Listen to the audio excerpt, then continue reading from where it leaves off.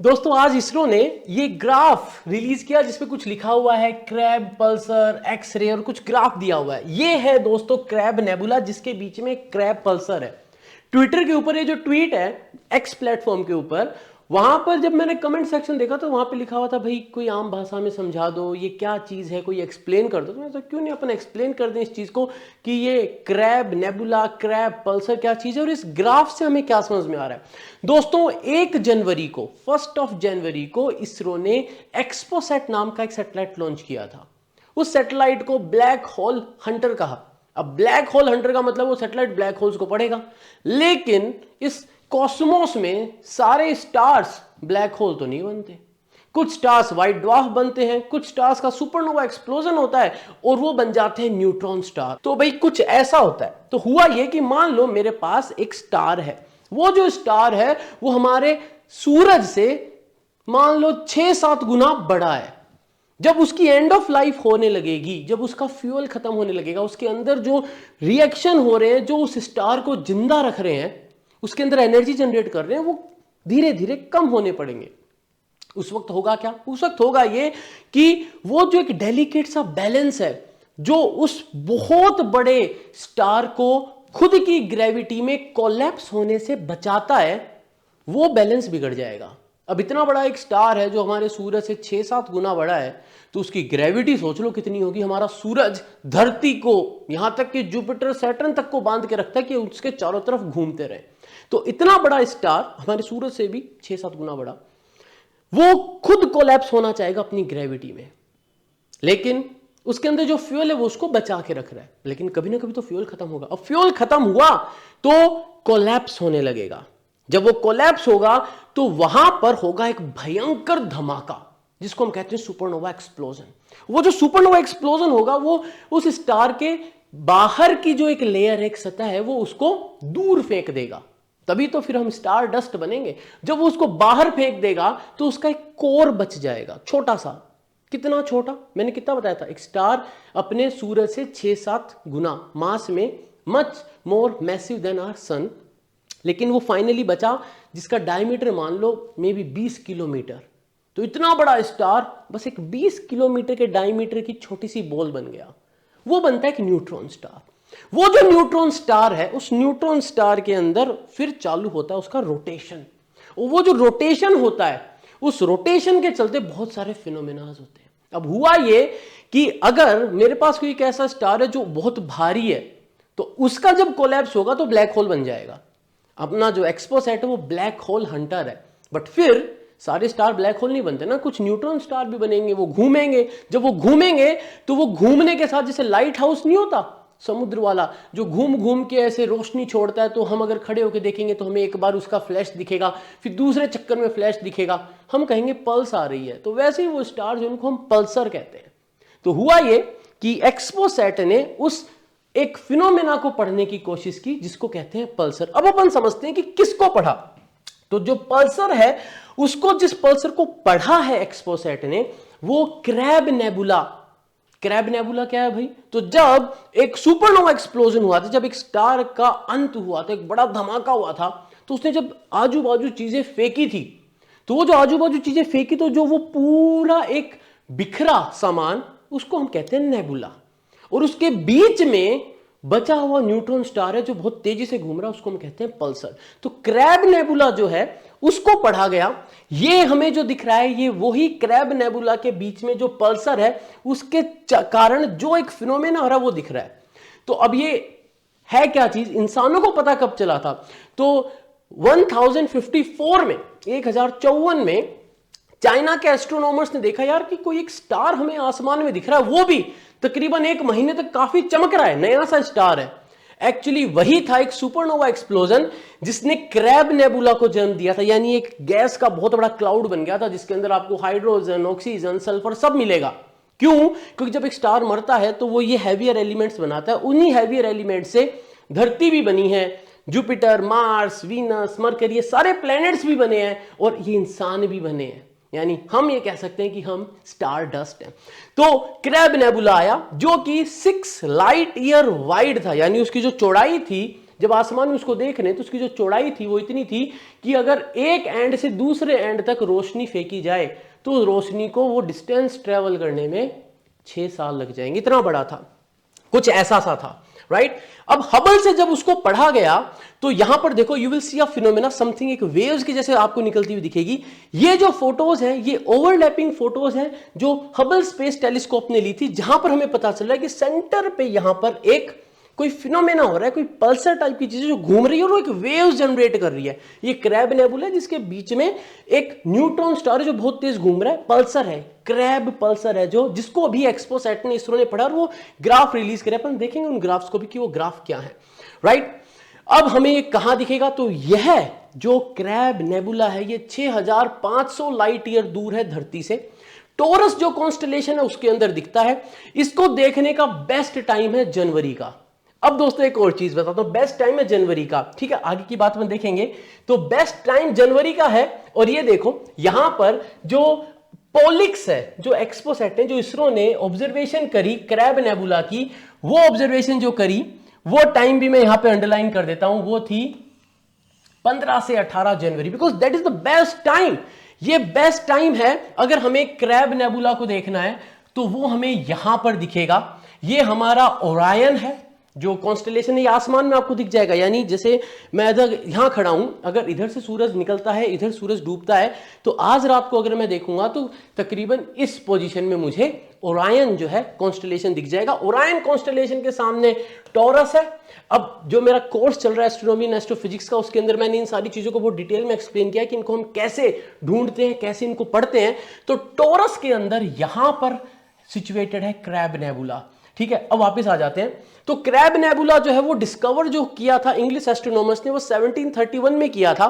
लेकिन चार्ल्स नाम के एक बंदे ने सोचा कि ये जो मैं ऑब्जर्वेशन देख रहा हूं ये कोई क्रैब नेबुला नहीं है, रैदर ये तो कोई कॉमेट है। उनको लगा था ये हेलीज कॉमेट है और उन्होंने इसको डिटेल में पढ़ा, इसके कारण काफी इंफॉर्मेशन हमें अवेलेबल हुई थी।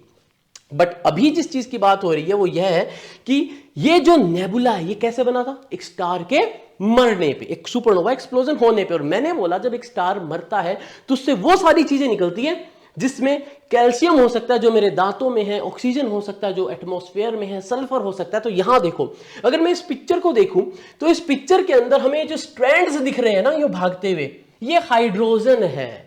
हमें ये जो एक ग्लो दिख रहा है ना, ब्लूइश ग्लो दिख रहा है बीच में, ये ब्लूइश ग्लो इसके कारण है कि जो इलेक्ट्रॉन्स हैं, क्योंकि न्यूट्रॉन स्टार जो है, जो एक न्यूट्रॉन स्टार है, उसका जो चार्ज, जो पार्टिकल है जो उसके चारों तरफ है चार्ज पार्टिकल, वो मैग्नेटिक फील्ड के कारण तकरीबन द स्पीड ऑफ लाइट के बराबर हो जाते हैं और उसके कारण एक ग्लो दिखता है। मैं एक और इमेज दिखाऊंगा उसमें समझ में आएगा।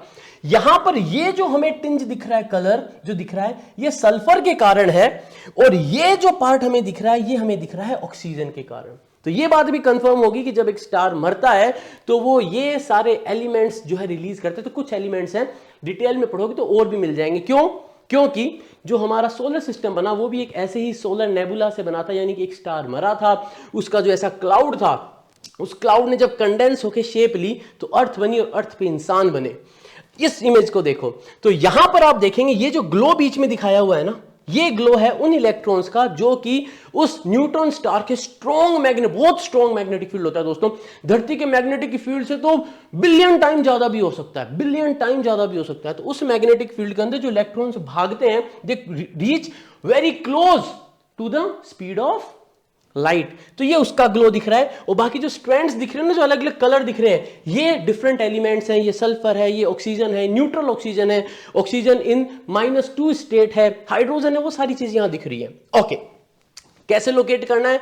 जनवरी में बेस्ट पार्ट है देखने का, इसलिए इसरो ने 15 से 18 जनवरी में एक्सपो सैटेलाइट के पोलिक्स पेलोड को यूज करके इस पर्टिकुलर क्रैब नेबुला के क्रैब पल्सर को पढ़ा। अब देखते हैं कि पढ़ा क्या। तो देखो यहां पर ये जो इमेज दिख रही है आपको, इसमें दिखेगा यहां पे पीक्स है ना, यहां पर हमें पीक्स दिख रही हैं, ठीक है। ये जो पूरा ड्यूरेशन है, ये पूरा ड्यूरेशन है, ये ड्यूरेशन है तकरीबन 67 मिली सेकेंड का, पूरा ड्यूरेशन है 67 मिली सेकेंड का। मैंने क्या बताया था, जो पल्सर होते हैं, जो न्यूट्रॉन स्टार है, जो पल्सर होते हैं बहुत तेज घूमते हैं। तो हम जिस क्रैब पल्सर की बात कर रहे हैं, ये क्रैब पल्सर तकरीबन 33 मिली सेकेंड में, 33 मिली सेकेंड में अपना एक 360 डिग्री का राउंड पूरा कर देता है।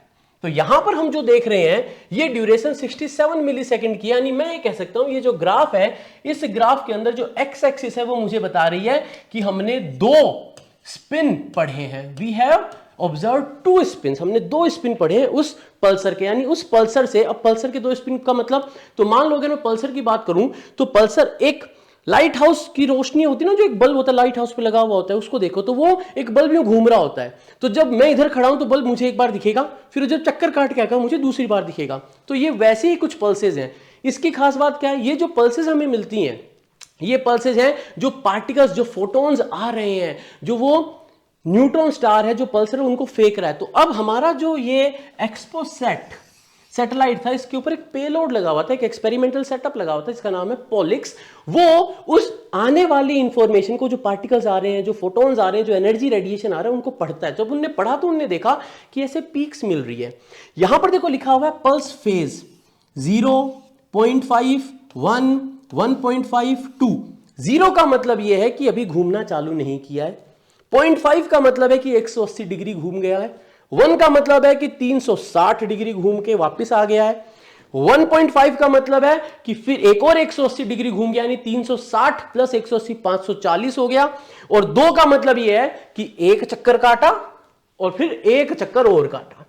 तो अगर मैं एक टॉर्च यूं पकड़ लूं और एक चक्कर काटूंगा तो आपको एक पल्स मिलेगी, और फिर मैं वापस दूसरा चक्कर काटूंगा तो आपको एक और पल्स मिलेगी। तो यहां पर वो पल्सेज हैं। तो हम जब इसको पढ़ते हैं, इस ग्राफ को पढ़ते हैं, तो इससे हमें क्या समझ में आ रहा है? इससे हमें समझ में आ रहा है कि हम एक्स एक्सिस पे ये कह रहे हैं कि हमने उस जो न्यूट्रॉन स्टार उसके 2 पूरे चक्कर ऑब्जर्व करे with the help of the payload. जो पेलोड है हमारे पास जिसका नाम है पॉलिक्स पेलोड है, रमन रिसर्च इंस्टीट्यूट ने बनाया इस पेलोड को, उसके थ्रू हमने पढ़ा एक पार्ट। अब वाई एक्सिस पे देखो तो यहां पे आ रहा है काउंट रेट। काउंट क्या? काउंट रेट मतलब ये जो पॉलिक्स पेलोड है, इस पेलोड ने आने वाली इंफॉर्मेशन को पढ़ा है। अब वो इंफॉर्मेशन कैसी होगी? लेट्स से कि फोटॉन्स को पढ़ा है। तो जो फोटॉन्स आ रहे हैं वो आकर टकराएंगे कहीं। हमें कोई चीज कैसे दिखती है? हमें कोई चीज दिखती है जब रोशनी हमारी आंखों तक पहुंचती है। तो यही मान लो कि ये जो नेबुला था, इसके अंदर जो पल्सर है, उस पल्सर से जो रोशनी आ रही थी उसके लिए डिटेक्टर लगे हुए थे। वो डिटेक्टर जो थे वो डिटेक्ट कर रहे थे कि कितनी रोशनी आ रही है। तो हाइट जितनी ज्यादा है इसका मतलब इंटेंसिटी उतनी ज्यादा है। तो हम ये देख रहे हैं कि भाई बहुत ऊपर जाता है, फिर थोड़ा नीचे, फिर ऊपर, फिर नीचे। तो 2 पीक दिख रही है। ये खास बात है क्रैब पल्सर की। कुछ पल्सर सिंपल होते हैं जिनका जो ग्राफ बनता है वो बस ऐसा बन सकता है, 1 पीक 2 पीक ऐसा बन सकता है, यानी ये एक रोटेशन के बाद 1 पीक मिली। ये सिंपल है। ये थोड़ा कॉम्प्लेक्स ग्राफ है जहां पे हमें 2 पीक मिली है। खास बात और क्या है, यह एक ऐसा मिशन है जो उस रेंज में वैल्यूज को पढ़ रहा है जिस रेंज में आज तक के किसी भी मिशन ने, चाहे वो नासा का हो, ईसा का हो, या किसी भी स्पेस एजेंसी का हो, उसने नहीं पढ़ा है। तो हम उस रेंज में इस डेटा को पढ़ रहे हैं जो आज तक किसी ने नहीं पढ़ा, यानी ये कुछ नया है जो हम दुनिया को देने वाले हैं। तो दोस्तों इस ग्राफ को समझने के लिए बड़ी ही सिंपल भाषा में अगर इस ग्राफ को समझना है तो उसका यह मतलब है कि जो हमें वाई एक्सिस है वो इंटेंसिटी बता रही है। आप बोलेंगे नंबर क्या लिखे हुए, 1, 1.2, 1.4, 2.5, 3, 3.5, 0.8, ये नंबर, ये काउंट है। तो ज्यादातर ये जो काउंट रेट होती है, ये काउंट रेट ऐसी होती है नंबर ऑफ पार्टिकल्स काउंटेड पर सेकेंड। अब यहां पे नंबर बहुत छोटे लगे हुए हैं तो हो सकता है कि यहां पर एक मल्टीप्लायर हो, जैसे कि ऐसे लिखा हुआ हो, ये हो 0.8 इंटू 10 की पावर 3, 10 की पावर 3 पर सेकंड, ये ऐसा भी हो सकता है। तो ये जो क्लैरिटी है ये तो इसरो ही दे पाएगा, लेकिन फॉर श्योर इतना छोटा नंबर नहीं हो सकता, 2.5, 3, 3.5।